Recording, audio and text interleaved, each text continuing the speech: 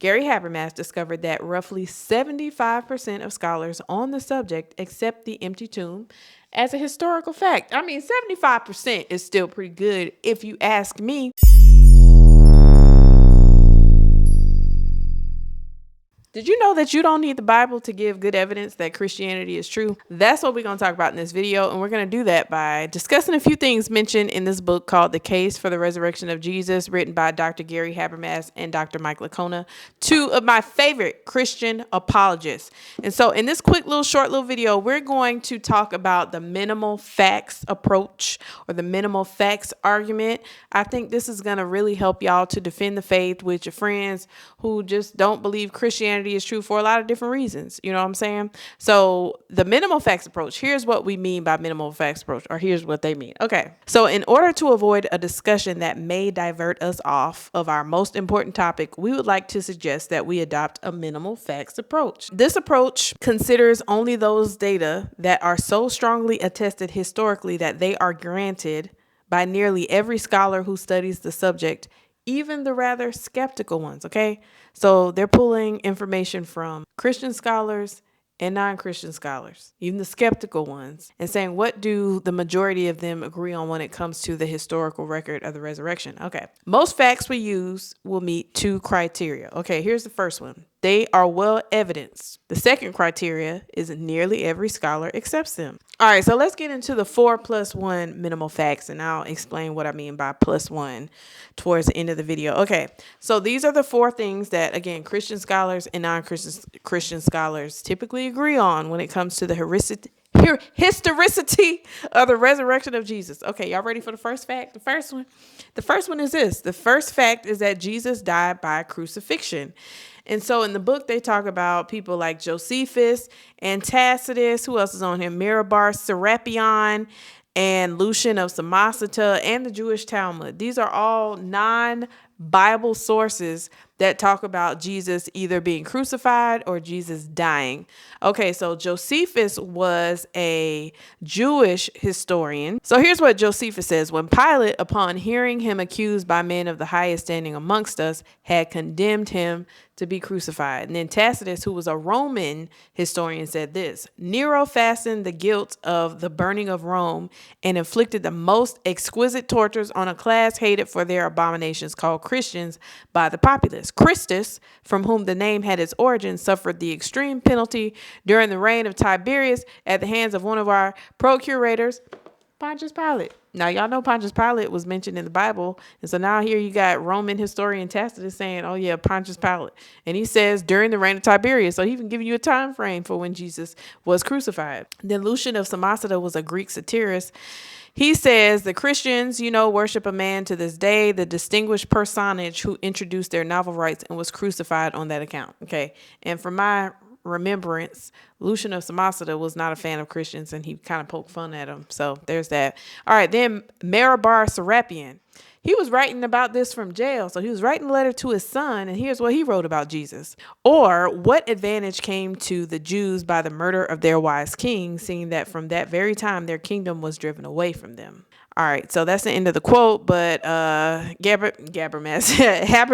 and Mike Licona said this: although Mira does not mention the crucifixion as the mode of Jesus' execution, he does say that he was killed. All right, then here's what the Jewish Talmud reports. On the eve of the Passover, Yeshu was hanged. And Yeshu is Joshua in Hebrew, and the equivalent of that in Greek is Jesus, and the equivalent of that in English is Jesus. All right. Okay. So the first fact is that Jesus died by crucifixion. All those non-biblical sources, y'all go look it up for yourself.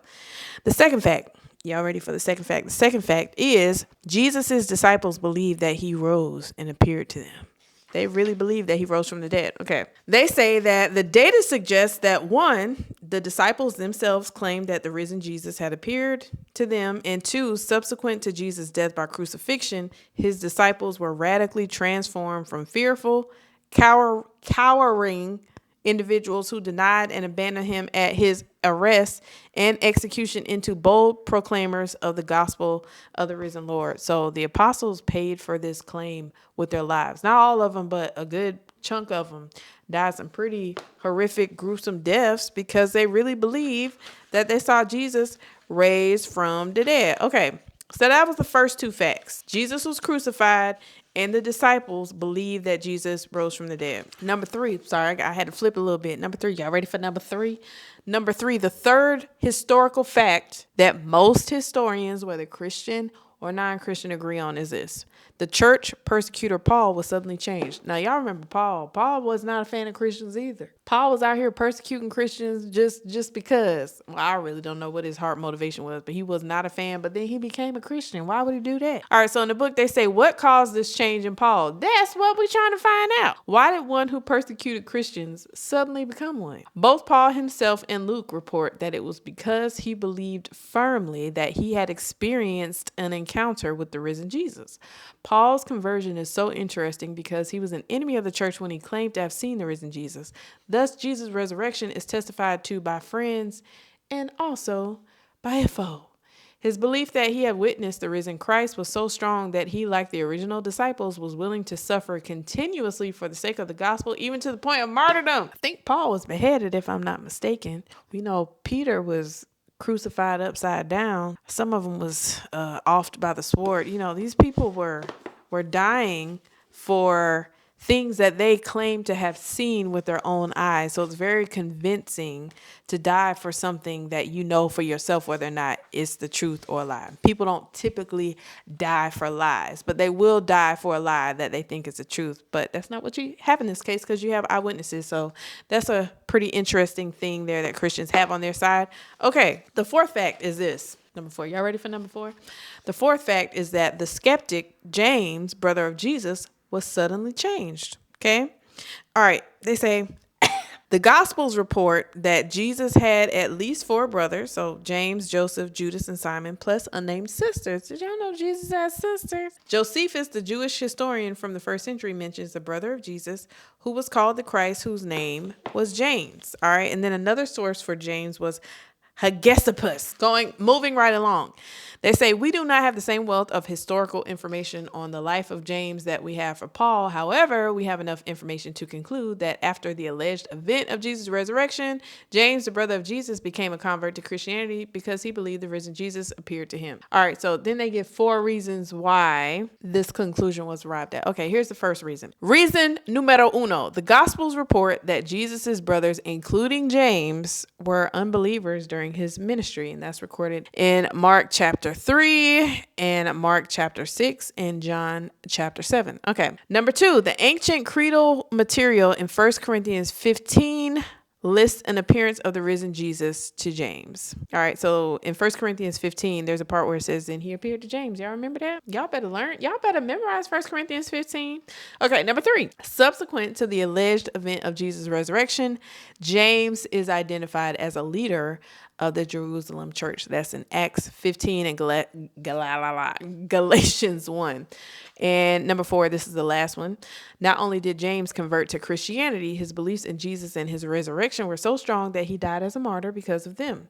James' martyrdom is attested by, listen to all these folks now, Josephus why can't I say this name? Hegesippus. Why would his mama do that?